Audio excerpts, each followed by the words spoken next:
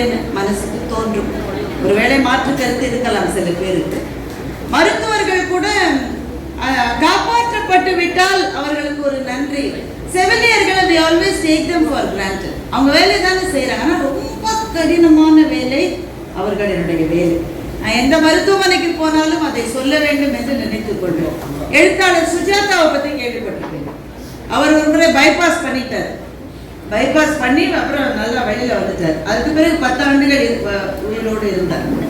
அந்த பைபாஸ் அனுபவத்தை பற்றி ஒரு கட்டுரை எழுதினார். எனக்கு ரொம்ப பிடித்த கட்டுரை.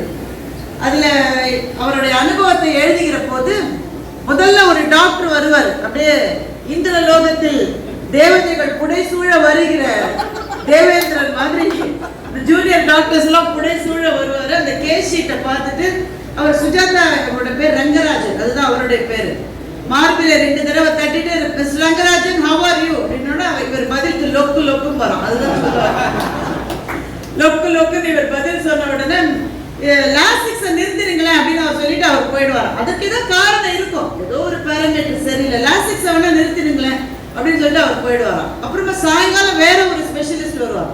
அவர் பரிவாரங்களோடு புடைசூழ வந்து அவர் ரங்கராஜன் ஹவ் ஆர் யூ, அதுக்கு லொக்கு லொக்கு ஒரு திரும்ப அந்த கேஷிட்ட பார்த்து லாஸ்டிக்ஸை யார் நிறுத்த சொல்றது.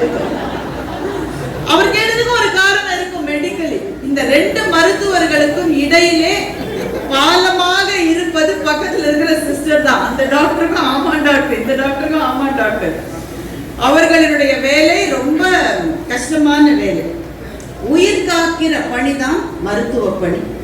நம்முடைய பூமியில் ரொம்ப புனிதமாய் இருந்த 2 கடமைகள் கல்வியும் மருத்துவமும்.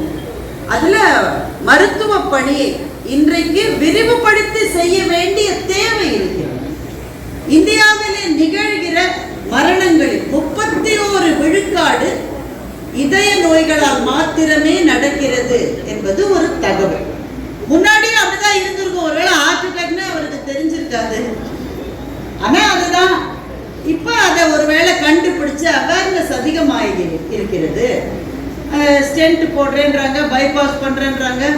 நம்ம ஊர் ரோடு பைபாஸ் தான் சரியில்லை, இதயத்துக்கு போடுற பைபாஸ் நல்லபடியா போட 10 வருஷம் ஓடுறாரு, ஆடுறாரு, ஓடிட்டே ஆடுறாரு, எல்லாம் செய்யறாரு. அந்த அளவு டெக்னாலஜி வளர்ந்து வருகிற போது, தேவைகளும் வளர்ந்து வருகிற போது மருத்துவமனைகள் ஆற்றுகிற பணி என்பது அளப்பரிய பணி. ரொம்ப நெகிழ்ச்சியா இருப்பது நமக்கு அப்படி ஒரு அனுபவம் வர்ற போதுதான் அது நமக்கு தெரியும். நம்ம வீட்டுல நம்முடைய மனதுக்கு மிக நெருக்கமானவர்கள் ஒருவருக்கு ஏதோ ஒரு பிரச்சனை என்றால் மருத்துவமனைக்கு வருகிற போது நாம என்ன சொல்லிட்டு வரோம்? எப்படியாவது நல்லபடியா காப்பாத்திடுங்கன்ற கதறலோடு வருகின்றோம். நம்ம மாதிரி நம்மள மாதிரி எத்தனை பேர் அவங்க பார்த்துருப்பாங்க. ஏன்னோ கார்த்தால 10 கதறல், சாயங்காலம் 10 கதறல். அவங்க மனசுக்குள்ள நீ அவ்வளவு கதறலையே, நேத்திக்கு வந்து ஒன்ன விட அப்படியே நினைக்க மாட்டாங்க. அவர்களை பொறுத்தவரையில் அவர்கள் கையிலே கிடைத்திருக்கிற ஒரு உயிர், அதை காப்பாற்ற வேண்டியது கடமை என்பதனால் அவர்களுடைய அத்தனை அனுபவத்தையும் அங்கே செலுத்துகிறார்கள். நமக்கும் நேரம் நல்லா இருக்கணும்னு வச்சுக்கோங்க, அதுவும் முக்கியம். ஆமாங்க, அதுவும் முக்கியம் தானே, அதுவும் முக்கியம். ஏன்னா எந்த நேரத்தில் மருத்துவமனைக்கு வருகிறீர்கள் என்பதுதான் மிகப்பெரிய $1 மில்லியன் கொஸ்டின். அது சில பேர் கடுமையான இதய நோய் வந்த பிறகு கூட பார்க்கலாம், காலையில் சரியாடும். மருத்துவமனைக்கு வர வேண்டியது முக்கியம் என்பது அவரவர்களினுடைய விதியை பொறுத்ததும் கூட. இப்போ இந்த பெரும் பணியை செய்கிற மருத்துவமனைகள் மீது இருக்கிற ஒரு சிறு குற்றச்சாட்டு என்னவென்றால், மருத்துவர்கள் பேசவே மாட்டேன்றாங்க. அதுவும் கன்சல்டேஷனுக்கு போகிற போது டாக்டர்ஸ் பெரும்பாலும் பேசுறது இல்லை. பட்டிமன்றத்தில் பேசுற அந்த 2 பேரை தவிர, டாக்டர் சுந்தரன், டாக்டர் அன்பரசு அவர்கள் பெரும்பாலும் பேசுறது இல்லை. வாயை திறன்பாங்க, டார்ச் அடிச்சு பார்ப்பாங்க, கையை பிடிச்சு பார்ப்பாங்க. அதை எழுதிட்டு அவர் எழுதினது மருந்து கடைக்காரருக்கு மாத்திரம் தான் புரியும். மருத்துவர்கள் ஏன் பேச வேண்டும் என்றால், வந்த நோயை தீர்ப்பது மாத்திரம் மருத்துவத்தினுடைய கொள்கை என்பது இந்த மண்ணினுடைய கலாச்சாரம் கிடையாது. நோயை தடுப்பதுதான் மருத்துவர்களுடைய வேலை என்பதுதான் இந்த மண்ணின் கலாச்சாரம்.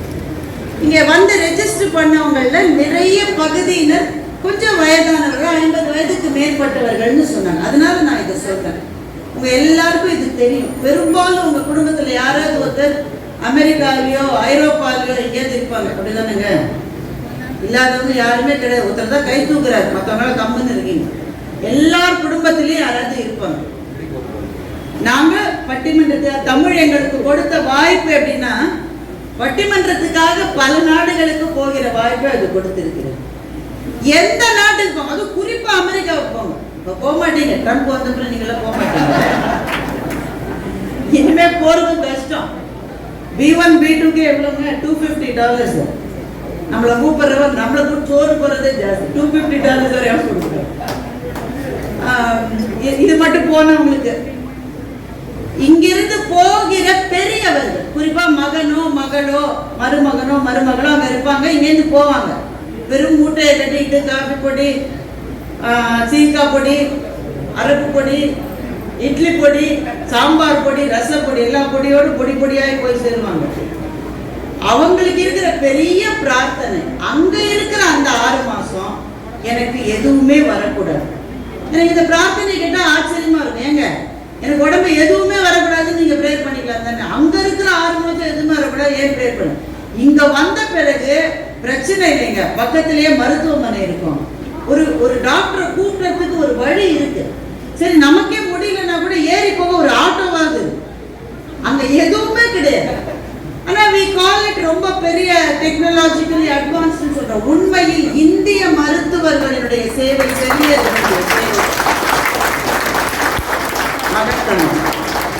நான் காவேரி மருத்துவமனை மாதிரி மற்ற பெரிய மருத்துவமனை, பிரைவேட் ஹாஸ்பிட்டல்ஸ் மாத்திரம் நான் சொல்ல, அரசு மருத்துவமனையில் அலட்சியங்கள் இருக்கிறது. ஆனால் மருத்துவர்களினுடைய தகுதி என்று நீங்கள் பார்க்கிற போது உண்மையிலேயே மிகச்சிறந்த மருத்துவர்கள் இங்கேதான் இருக்கிறார். அந்த விதத்திலே நாம் அதிர்ஷ்டசாலிகள் என்றுதான் நம்ம சொல்லிக்கிறோம். அப்ப மருத்துவத்தினுடைய கடமை என்ன என்றால், ஆண்டாண்டு காலமாக நம்மை ஆச்சரியத்திலே எது ஆழ்த்துகிறது, எது நம்மை ஆச்சரியப்படுத்தியதுன்னா, ஐபோன் 17 வந்துருக்குன்னு இந்த மாதிரி வயதுல இருக்கிறவங்க சொல்லுவாங்க. ஒரு ஆச்சரியம் இல்லை. ஐபோன் 16 அதுக்கு ஒரு வித்தியாசம். எதுக்குடா எல்லாரும் போய் வாங்குறீங்கன்னா, என்னென்ன வித்தியாசம் கண்டுபிடிக்கிறதுக்காக வாங்க. அதை டிப்புக்கு இல்லை கண்டுபிடிக்கணும், நீ ஏன் கண்டுபிடிக்கணும்? இவங்க நிறைய வயதை பொறுத்து உலகத்தில் பல ஆச்சரியங்கள் அப்படிதானுங்க. சின்ன வயசுல ஒரு தின்பண்டம் கிடைச்சாலே பெரிய ஆச்சரியம். ஒரு 18-20 வயது வரும்போது ஒரு பொண்ணு திரும்பி பார்த்தா அதை விட பெரிய ஆச்சரியம் எதுவுமே கிடையாது. அதுக்கு பிறகு வயதாக பற்பல ஆச்சரியங்கள். எப்படிடா இவன் பேசாமலே இருக்க வீட்டுல சில பேர் பார்த்து நம்ம ஆச்சரியம். எல்லாருக்கும் பொதுவான ஆச்சரியம் ஏதாவது இல்லைங்க. ஒருத்தருக்கான ஆச்சரியம் இன்னொருத்தருக்கு வச்சு இதெல்லாம் ஒரு விஷயம் அப்படிதானே இருக்கும். எல்லாருக்கும் இந்த பூமியில வாழ்கிற 800 கோடி பேர் வாழறாங்க. 800 கோடி பேருக்கும் இந்த உலகத்திலே எது ஆச்சரியம்? அப்படி இருக்கவே முடியாதுன்னு சொல்றீங்களா? இல்ல, ஒரு ஆச்சரியம் 800 கோடி பேருக்குமான ஆச்சரியம் நம்முடைய உடல். இதை விட பெரிய ஆச்சரியம் பிரபஞ்சத்தில் இருக்கவே முடியாது. நான் பேசும்போது இந்த கை ஆட்டியாடுறது, இந்த கை இருக்கிறது, இந்த விரல் இந்த 4 விரல்களோடும் போய் அப்படி சேருது. இது எவ்வளவு பெரிய ஆச்சரியம் தெரியுமா? இன்னைக்கு ரோபோட்டிக்ஸ் ஃபீல்டு இருக்கிறவங்க ஹியூமனாய்டு ரோபோஸ் பண்றாங்க. அது ரஜினியோடைய ரோபோ சினிமால பார்த்துருக்கீங்களா? அதுதான் ஹியூமனாய்டு ரோபோ. அது மாதிரி இப்ப எல்லாம் வருது. ஒரு ஊர்ல அதை மினிஸ்டராவே நியமிச்சிட்டாங்க. ஆமாங்க, ஒரு நாட்டுல அது அமைச்சராரு. ஒருவேளை நல்லா வேலை செய்யணும். அந்த ஹியூமனாய்டு ரோபோஸ் தயாரிக்கிறவங்களுக்கு எது பெரிய சவால் தெரியுமா உங்களுக்கு? அது பேசுவதோ நடப்பதோ எல்லாம் சவால் இல்லை, பெரும் சவால். இந்த மூமெண்ட்டை அவங்களுக்கு கொண்டு வருது அவ்வளவு சவால். ஆனால் நமக்கு பாருங்க எவ்வளவு சர்வச. இந்த ஒரு கையில வீணை மீட்டலாம், கத்தியை எடுத்துக்கொண்டு அறுவை சிகிச்சை செய்யலாம். ஜிலேபி சுத்துறாரு. ஏன் ஜிலேபி சுத்துறாரு? நான் சுத்திருக்கேன், எனக்கு வந்ததே இல்லை. அதுக்கு அவர் நுட்பம் வேண்டியிருப்பாருங்க. அப்படியே கை விரல்கள் எவ்வளவு இந்த விரல்களை வைத்துக்கொண்டு எவ்வளவு செய்ய முடியும்? இது சாதாரண கை. அது நமக்கு இருக்கிற மட்டும் அதனுடைய மேன்மை ஆச்சரியம் தெரிவதில்லை. ஒரு விரல் அடிபட்டதான் தெரியும். இந்த விரலை வச்சுட்டோம் இவ்வளவு வேலை செஞ்சிருக்கோம். சின்னஞ்சிறு கை விரல் அவ்வளவு ஆச்சரியம். உடம்பினுடைய எந்த உறுப்பை நீங்கள் எடுத்தாலும் அப்படியே டன் கணக்கில் ஆச்சரியங்கள். நம்மளுடைய சிறுநீரகம் இருக்கிறது, மனிதனுடைய சிறுநீரகம், அதனுடைய அளவு என்ன? ஒரு அவரை விதையை காட்டிலும் சிறியது. அதுலயே 2 கொடுத்துருக்காரு, 1 போரும், 2 கொடுத்துருக்காரு. ஏன்னா அவருக்கு தெரியும் சரியா வச்சுக்க மாட்டாங்க, 2 கொடுத்துருக்காரு. ஒன்று வேணும்னா இன்னொருத்தருக்கு கூட கொடுக்கலாம். அது என்ன வேலை செய்யுது தெரியுமா? இந்த உலகத்திலேயே இருக்கிற மிகப்பெரிய ஃபில்டர் அதுதான். அந்த சின்னஞ்சிறு சிறுநீரகத்தில் 1,00,000 ஃபில்டர்ஸ்க்கு மேல இருக்கு. சின்னஞ்சிறு சிறுநீரகம் மொத்த ரத்தத்தையும் அதுதான் சுத்திகரிப்பு செய்கிறது. நம்ம சாப்பிடுறதுல இருக்கிற விஷம், சுவாசிக்கிறதுல இருக்கிற விஷம், நம்ம உடம்புக்குள்ள இருக்கிற விஷம், சில பேர் மனசுல வேற ஏகப்பட்ட விஷம், அதை ஃபில்டர் பண்ணுங்க. மற்றபடி உடலிலே இருக்கிற எல்லா பாய்சன்ஸையும் இந்த சின்னஞ்சிறு அவரை விதையை விட சிறிய ஒரு சிறுநீரகம் ஃபில்டர் பண்ணுகிறது. ஒரு நாள் அதுக்கு முடியல பார்த்து போனா நம்ம கதி என்ன? அது அப்படி செயலாற்றுகிறது. மனித மூளை யோசிப்பாங்க. நிறைய பேர் இங்க டிரைவ் பண்ணிட்டு வந்திருப்பீங்க, 2 வீலரோ 4 வீலரோ டிரைவ் பண்ணிட்டு வந்திருப்பீங்க. கிளம்புற நேரத்தில் வீட்டுக்காரனோட ஒரு சண்டை உண்டு. இதுதான் தினம் நடந்தது. சில பேர் மனசுக்குள்ளே சொல்லி எனக்கு கேட்குறீங்க ஒரு சண்டை. இல்லாட்டா நீங்க கிளம்புறீங்க, கரெக்டா உங்க பாஸ் போன் பண்ணிட்டாரு. எப்படித்தான் தெரியல, 5 மணி மட்டும் ஆபீஸ்ல சும்மாவே இருப்பாங்க பல பாஸ். நீங்க கிளம்பலான்னு பையன் எடுக்கும் போது தான் மீட்டிங் போவாங்க. இவ்வளவு நேரம் சும்மா தானே நீங்க டிரைவ் பண்றதுக்கு பைக்லயோ கார்லயோ உட்காந்துட்டீங்க, ஏதோ ஒரு கால் வரும், நீங்க பேசிட்டு வீட்டுக்கு வந்துட்டீங்க. நீங்க எப்படி வந்தீங்கன்னு உங்களுக்கு ஞாபகம் இருக்கும்? நீங்க தான் டிரைவ் பண்ணி வந்தீங்க. எவ்வளவு சிக்னல்ல கிடந்தீங்க, எப்ப நின்னீங்க, நடுவில் தபக்குன்னு ஓடி நான் எப்படி கரெக்டா பிரேக் போட்டீங்க, ஓடாம உங்களை திட்டிட்டு திரும்ப வண்டி எப்படி கலப்புனீங்க, இது எதுவுமே உங்களுக்கு தெரியாது. ஏன்னா மூளை ஒண்ணு வீட்டுக்காரமோட போட்ட சண்டையை பத்தியோ பாஸோட இருக்க காலை பத்தியோ நினைச்சிட்டு, ஆனா பத்திரமா வீட்டுக்கு வந்து சேர்ந்தீங்க. எப்படி? அதுதான் மனித மூளையினுடைய பேரதிசயம். அது உங்களை கொண்டு சேர்க்க வேண்டிய இடத்திலே சேர்க்கிறது உங்களுக்கே தெரியாத வழி. இதயத்தை எடுத்துக்கொள்ளுங்கள். இதயம் ஒரு கர்ம யோகி. நீங்க விரும்பினாலும் விரும்பாட்டாலும் அது ஒரு நிமிஷத்துக்கு அந்த 70 தடவையோ அதுவோ துடிச்சுதான் தீரும். காலம் முடிகிற வரை துடித்து கொண்டே இருக்கிற கர்ம யோகி ஒரு இதயம். மனித உடலை விட பெரிய ஆச்சரியம் இந்த உலகத்தில் எதுவுமே கிடையாது. நுரையீரல் இருக்கிறது அல்லவா, ஒரு நுரையீரலுக்கும் டென்னிஸ் கோர்ட்டுக்கும் என்ன சம்பந்தம் யாருக்கு தெரியுமா? டென்னிஸ் கோர்ட் பார்த்துருக்கீங்கல்ல, ஒரு நுரையீரலுக்கும் டென்னிஸ் கோர்ட்டுக்கும் என்ன சம்பந்தம்? சம்பந்தமே கிடையாது. இருக்கு. நம்முடைய நுரையீரலை முழுமையாக நீங்கள் விரித்தால் ஒரு டென்னிஸ் கோர்ட் அளவு அது பெரியது. அவ்வளவு பெருசு நுரையீரல். அதைத்தான் புகச்சு சில பேர் ஒண்ணு இல்லாம பண்ணிட்டு ஆச்சரியங்களினுடைய மொத்த தொகுப்பாக இருக்கிற இந்த உடல், இந்த உடலை பேணுவது அவசியமா? அவசியம். முதல் கேள்வி அது. பட்டிமன்ற தலைப்புக்கு அப்புறம் தான். இந்த உடல் என்பது தேவையில்லாதது, இந்த உடலே ஒரு சுமை அப்படிலாம் நிறைய பாடல்கள் இலக்கியத்துல அந்த மாதிரி எல்லாம் சில பேர் சொல்லியிருக்காங்க. இந்த உடல் எதுக்கு?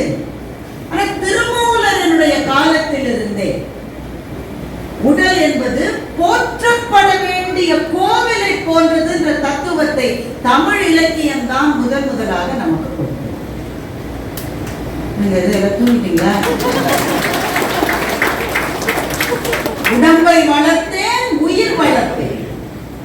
உயிரை வளர்க்க வேண்டும் என்றால் அதனுடைய ஆலயமாக இருக்கிற உடம்பை சரியாக பராமரிக்க வேண்டும். உடம்பை ஏன் சரியா பராமரிக்கணும்?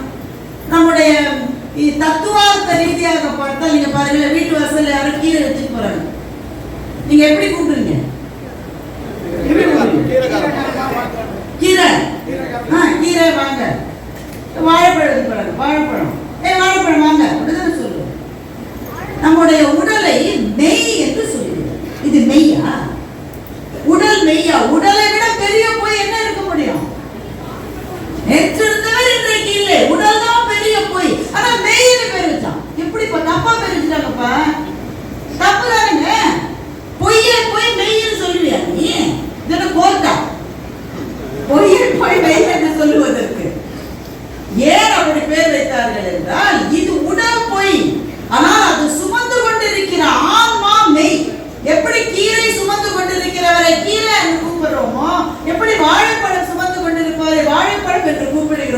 அப்படி மெய்யை சுமந்து கொண்டிருக்கிற உடலை அது பொய்யாகவே இருந்தாலும் மெய் என்று நாம் சொல்லுவோம். It is everybody's duty to take care of your health. பல பேர் செய்யறது. அதனால்தான் மருத்துவமனைகளே தயவு செஞ்சு கொஞ்சம் உங்க உடல்நிலையை பார்த்துக்குங்கன்னு சொல்ற அளவு மோசமா நம்ம உடல்நிலையை பார்த்துக்கணும். இந்த வருடம் 2025 மிக முக்கியமாக இதயத்தை பாதுகாப்பதற்காக ஒரு ஸ்லோகனை கொடுத்திருக்காங்க. Don't miss a beat. அதுதான் இந்த வருடத்தினுடைய ஸ்லோகன். உன்னுடைய இதயம் துடிக்கிறது இல்ல, மனித ஆயுள் எவ்வளவுன்னு உங்களுக்கு தெரியுமா? இவ்வளவு நாள், இவ்வளவு வருஷம், இவ்வளவு வாரம் அப்படிலாம் கணக்கு கிடையாது. இவ்வளவு இதய துடிப்பு என்பதுதான் மனிதனுடைய வாழ்நாளே. வேக வேகமா மூச்சு விடுற நாய் 10 வருஷம் தான் இருக்கும். ஒரு நிமிஷத்துக்கு ஒரு தடவை மூச்சு விடுற ஆமை தான் 300 வருஷம் உயிரோடு. அப்ப மூச்சை எவ்வளவு கட்டுப்படுத்தி இதயத்தை ஆரோக்கியமாக வைத்திருக்கிறோமோ அந்த அளவு வாழ்நாள் பொருள் உள்ளதாக இருக்கும். அப்ப யாருடைய கடமை உடல் நலத்தை பாதுகாத்துக் நிறைய ஆண்கள் இருக்கீங்க, நீங்கெல்லாம் மருந்துகள் சாப்பிடுறவங்களா இருந்தா இருக்க வேண்டாம். ஒருவேளை இருந்தா பெரும்பாலும் யாரு மருந்தெல்லாம் எடுத்துக்கணும்? யாருங்க? நீங்களே. சார் அவரே சாப்பிடுறாரு, சாரும் அவரே சாப்பிடுறாரு. பல பேர் சும்மா இருக்காங்க, அவங்களெல்லாம் வீட்டுக்காரம்மா எடுத்து கொடுப்பாங்க. இல்ல வீட்டுக்காரம்மாக்கு சில சமயம் கணவர்கள் எடுத்து கொடுக்கலாம். ஆனா உடல் நலத்தை பாதுகாக்க வேண்டிய முதல் பொறுப்பு யாருக்கு இருக்கிறது? உங்களுக்கு தான் இருக்கு. நீங்க தான் அவங்களை பார்த்துக்கணும். அது பார்க்கறதுக்கு அவங்க இருக்காங்க, இவர் யாரு இருந்தாலும் போறாது. நீ உன்னுடைய ரெஸ்பான்சிபிலிட்டி அது.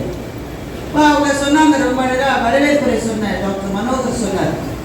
ஒரு பாட்டி நான் சொல்லிச்சாங்க, எனக்கு என்ன நல்லா தான் இருக்கு, இவனுக்கு தான் பிபி இருந்துச்சாங்க. பக்கத்தில் இருந்த பேரனை காண்பித்து டாக்டர் நட்ராஜன் என்று ஒரு ஜீரியாட்ரிஸ்ட், அவர் தான் முதலில் வயதானவர்களுக்கான மருத்துவத்துறை என்பது தனியாக இருக்க வேண்டும் என்று சொன்னவர் அந்த டாக்டர் தான். அவரோட சொல்லுவார், 70 எல்லாம் எப்படின்னா வீட்டில் ஒரு பெரியவருக்கு உடம்பு சரியில்லைன்னா எப்படி இருக்கும் டாக்டர், அந்த தெருவே வரும். அவர் ஹாஸ்பிட்டல் கூட்டிட்டு வந்தார், தெருவே வந்துருமா. அவர் வீட்டுக்காரம்மா, மகன் மருமகள், மகள் மாப்பிள்ளை, பக்கத்து வீட்டுக்காரங்க, அப்புறம் அண்ணா பையன், தங்க தம்பி எல்லாரும் ஹாஸ்பிட்டலுக்கு வருவாங்க. அப்புறம் இப்ப யார் வராங்க? இப்ப அந்த வயதானவர் வராரு, அவங்க மனைவி வராங்க. அந்த அம்மாக்கே வயசாயிடுச்சு. அது ஒரு ஃபைல வச்சுட்டு இவருக்கா முடியல, தட்டு மாதிரி அந்த அம்மா வருது. டாக்டர் அந்த ரிப்போர்ட்டை கொடுங்க, ரிப்போர்ட்டை தேடுமா, போனை பிடிக்குமா, வீட்டுக்காரர் பிடிக்குமா.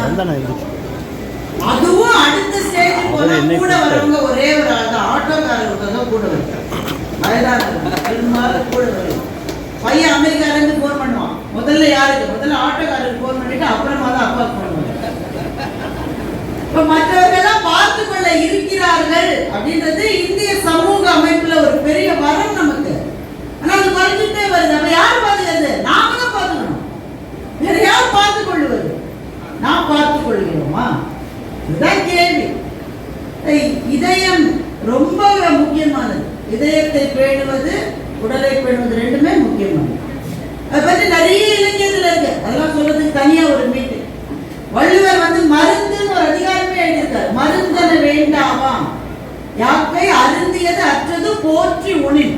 உனக்கு ஒரு வியாதி வராதுப்பா. அப்படியா சாமி? எப்போ? நீ போன தடவை சாப்பிட்ட சாப்பாடு ஜெரிச்சதுக்கு பிறகு நீ சாப்பிட்டனா ஒரு வியாதி வராது.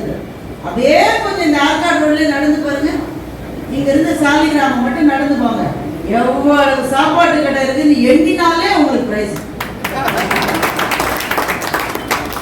ராத்திரி 12 மணிக்கு இந்த ரோட்ல வந்திருக்கீங்களா? நான் வந்திருக்கேன். 12 மணி ராத்திரி சுட சுட சுட சுட சுட பிரியாணி சாப்பிட்டு 12 மணி லெக் பீஸை கேட்டு வேற பிரியாணி சாப்பிட்டு நமக்கு இட்லியை செரிக்கணும். 12 மணிக்கு பிரியாணி சாப்பிட்டு அவ்வளவு உணவு கடைகள். போன தடவை சாப்பிட்டது செரிச்ச அப்புறம் அடுத்த வேலை சாப்பிட்டு ஒரு வியாதி வராது என்று 2000 ஆண்டுகளுக்கு முன்னால் எது மருத்துவம் என்பதை சொன்னது தமிழ் இலக்கியம். நோய் நாடி நோய் முதல் நாடி அது தணிக்கும் வாய் நாடி வாய்ப்பு முதல்ல எடுத்தோட பிரிஸ்கிரிப்ஷன் எழுதாதன்னு அது எழுதும். ஃப்ளூவா, எல்லாருக்கும் ஃப்ளூ இருக்கு, எழுது டாக்டர். இவருக்கு எதனால வந்ததுன்றதுக்கு பின்னாடி ஒரு சரித்திரமே இருக்கு. என்ன சரித்திரம்? அவர் குடும்பத்தினுடைய சரித்திரம், அவர் உடலினுடைய சரித்திரம் என்றால் நோய் நாடி, நோய் முதல் நாடி, அது தணிக்கும் வாய் நாடி வாய்ப்பச் செயல் என்று சொன்ன ஒரு நீண்ட மருத்துவ பாரம்பரியம் இந்த மண்ணுக்கு இருக்கிறது. இவ்வளவு மருத்துவ பாரம்பரியமும் எத்திக்ஸ் அண்ட் மெடிசன் இருக்கிற நம்முடைய நாட்டில் எப்படி உடல் நலத்தை பேணுவது என்கின்ற அக்கறையினால் இந்த பட்டிமன்றத்தை ஏற்பாடு செய்திருக்கிற காவேரி மருத்துவமனையினுடைய தலைமை குழுவுக்கு திரும்பவும் நம் அத்தனை பேர் சார்பில் என் நன்றியையும் வணக்கத்தையும்